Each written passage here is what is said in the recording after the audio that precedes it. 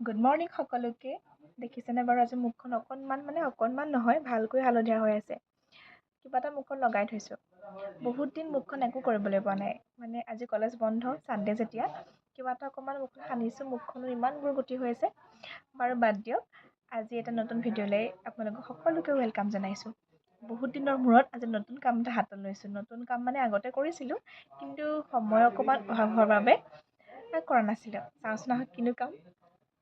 দেখিছেনে কাপোৰযোৰ ইমান ধুনীয়া, মানে কালাৰটো বহুত বেছি ধুনীয়া হয়। এই কাপোৰযোৰ এইবাৰ বহাগৰ বিহুত পাপাই মাক গিফ্ট কৰিছিলে, আৰু মাহঁত ক'ৰবাত ফুৰিবলৈ যোৱাৰ কথা আছে, সেইকাৰণে কাপোৰযোৰ সোনকালে দহি বটি উলিয়াই দিব লাগে। অকণমান দহি বটিলোঁ, এই আগটো এনেকৈ দহি বটিছোঁ। ইয়াত গুণাৰ দিয়া আছে। গুণাৰ মানে আপোনালোকৰ গল্ডেন আৰু নেভি ব্লু, সেইটো কাৰণে দুইটা কালাৰ মিক্স আপত, মানে আগকেইটা গল্ডেনত দিছোঁ। একচুৱেলি গল্ডেন নহ'ল, এইটো য়েল্ল' হ'ল। য়েল্ল' দিছোঁ আৰু মাজত নেভি ব্লু দিম।